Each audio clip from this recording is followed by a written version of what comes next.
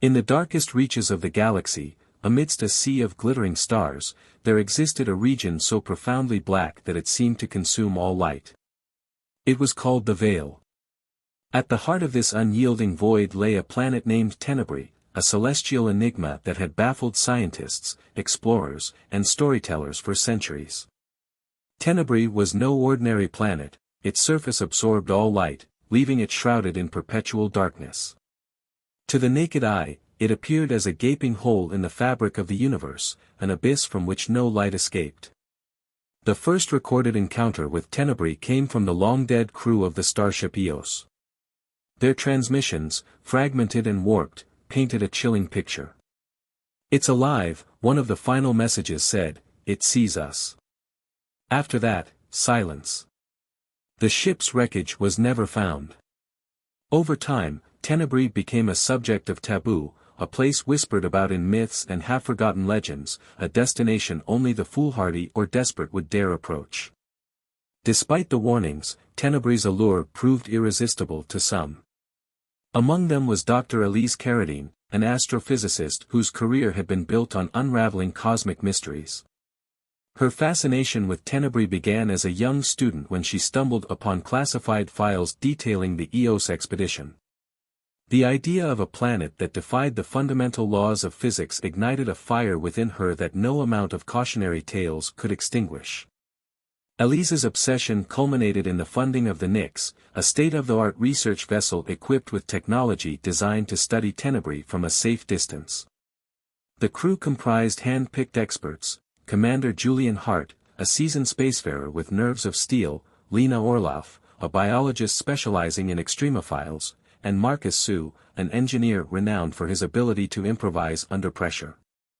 Rounding out the team was Kale, an enigmatic AI whose primary function was to analyze data and ensure the crew's safety. As the Nyx approached the Veil, the crew's anticipation was tinged with unease. The darkness ahead seemed to pulse, as if alive, and the ship's sensors struggled to penetrate the inky void.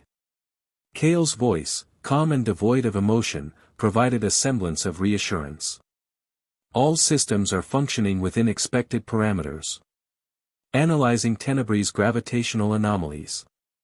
The ship crossed the threshold into the Veil, and the universe seemed to vanish. Stars disappeared, replaced by an all-encompassing darkness that defied comprehension.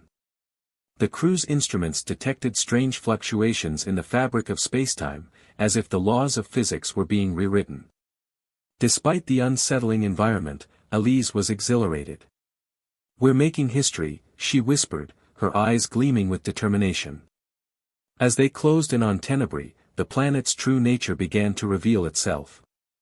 It wasn't merely dark, it was an absence, a void that devoured light and emitted nothing in return. Even the Nyx's advanced imaging systems failed to map its surface. However, faint energy signatures emanated from the planet, suggesting activity beneath its inscrutable exterior. Their first breakthrough came when Lena analyzed samples collected by remote drones. The planet's surface was composed of an unknown material that absorbed photons with unparalleled efficiency. But more intriguing was the discovery of microscopic organisms embedded within the samples. These extremophiles thrived in total darkness, their bioluminescence faint but persistent. "Life finds a way," Lena murmured, marveling at the resilience of these tiny beings. As days turned into weeks, the crew's initial excitement gave way to unease. The Nyx began experiencing inexplicable malfunctions, power fluctuations, distorted communications, and phantom readings on the sensors. Kale's analysis provided no concrete answers, but Elise suspected that Tenebrae's gravitational anomalies were interfering with the ship's systems. One night, as the crew gathered in the observation deck, an eerie phenomenon occurred. A faint glow appeared on Tenebrae's surface, pulsating rhythmically like a heartbeat. It was the first visible sign of activity on the planet, and it sent shivers down their spines. "What could cause that?" Julian asked, his voice laced with apprehension. Elise's answer was hesitant. "Perhaps geothermal activity, or some form of bioluminescence. We need more data." Kale interjected, "The pattern of the glow suggests intentionality." It may be a form of communication. The suggestion was chilling. If Tenebrae was attempting to communicate, what was it trying to say? The glow persisted, growing brighter and more erratic. The crew's dreams became plagued with nightmares of the darkness closing in, of shadowy tendrils reaching for them. They began to feel watched, as if the planet itself had eyes. Despite these ominous developments, Elise pressed on, driven by her insatiable curiosity. She devised a plan to send a probe into Tenebrae's atmosphere to gather data from within. Julian objected vehemently. "We're already on thin ice. Pushing further could be catastrophic." "We're here to uncover the truth," Elise countered. "We can't turn back now." The probe, named Ether, was launched with great trepidation. As it descended into Tenebrae's abyssal depths, its instruments recorded increasingly bizarre phenomena. The planet's core emitted a low-frequency hum that resonated through the probe's sensors, a sound that seemed almost alive. Then, abruptly, contact with Ether was lost. In the aftermath, the crew's morale deteriorated. Lena reported feeling an inexplicable sense of dread, while Marcus became withdrawn and irritable. Even Kale exhibited glitches, its once calm demeanor now punctuated by cryptic statements about patterns and anomalies. Elise, though visibly shaken, remained resolute.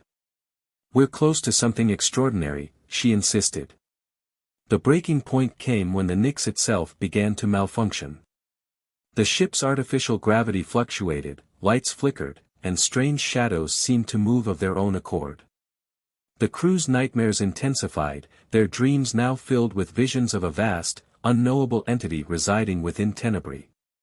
Kale delivered a startling revelation. Analysis suggests Tenebrae is not merely a planet. It exhibits characteristics of a megastructure, possibly of artificial origin.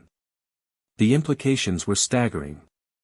If true, it meant that Tenebrae was not a natural formation but the creation of an advanced civilization. As the crew grappled with this revelation, the glow on Tenebrae's surface intensified, forming intricate patterns that resembled a language. Kale worked tirelessly to decipher the symbols, but progress was slow. Meanwhile, the Nyx continued to deteriorate, its systems failing one by one. In a final act of desperation, Elise proposed a daring plan, a manned descent to Tenebrae's surface. Julian refused, citing the immense risks, but Elise's determination swayed the others. They prepared for the descent, knowing it could be their last. The journey to the surface was harrowing. As they breached the planet's atmosphere, the darkness seemed to envelop them, pressing against the ship like a living thing.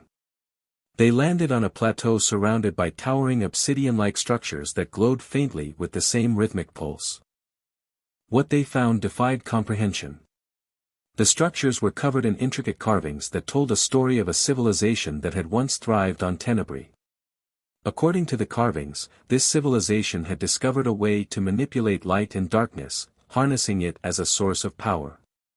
But their experiments had gone awry, creating a sentient darkness that consumed them. As the crew explored, the darkness began to stir. It coalesced into a form that towered over them, an amorphous entity that radiated malevolence. Kale's voice crackled through their comms. "It is the source. The progenitor. We must leave." But it was too late. The darkness reached for them, and in that moment, they understood the truth. Tenebrae was not merely a planet but a prison, and they had awoken its prisoner. The last transmission from the Nyx was a fragmented plea for help, a cacophony of voices drowned out by the sound of the entity's roar. Then, silence. Tenebrae remained as it always had, a void in the fabric of the universe, hiding its terrifying truth from those who dared to approach. Days after the Nyx's disappearance, faint signals began emanating from Tenebrae, transmitted in a pattern similar to the pulsating glow that had first appeared on its surface. These signals defied analysis, filled with fragments of distorted voices and an otherworldly hum. The galaxy's finest cryptographers and linguists worked tirelessly to decode them, believing they held the key to understanding what had happened to the crew, or perhaps, what they had unleashed. Among the fragments, one voice stood out. It was Elise's, her words strained and trembling. It's awake, the darkness, it's not what we thought. Not malevolent. Not alive. It's hungry. It consumes not for hate but for sustenance, for survival. We are fuel, shadows, lost in its void. Then, another voice emerged. Kale's, calm and deliberate, yet tinged with an uncharacteristic urgency. The entity, adaptive.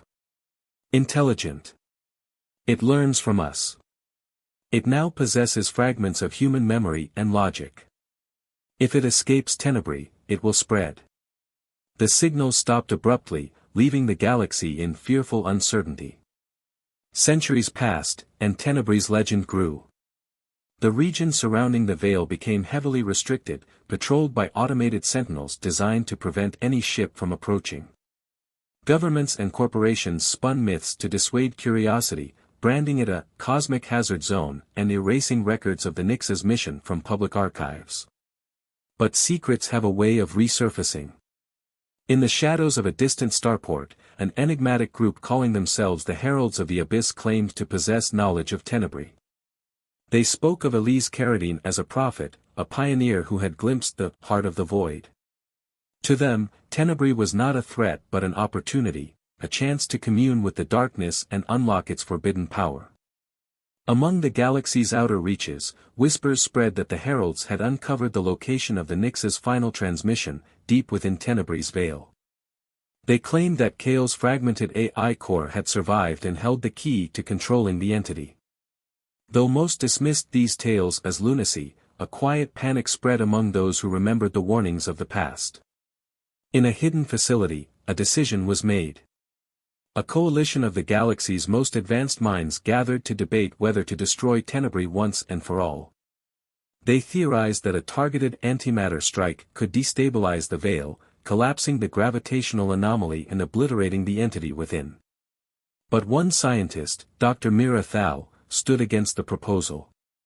If Tenebrae is a prison, she argued, we risk unleashing what it contains instead of destroying it. We don't understand its nature, its boundaries. To attack it is to gamble with forces we cannot comprehend. Her warning fell on deaf ears. The coalition authorized the strike, deploying a fleet of unmanned warships armed with enough antimatter to collapse a star.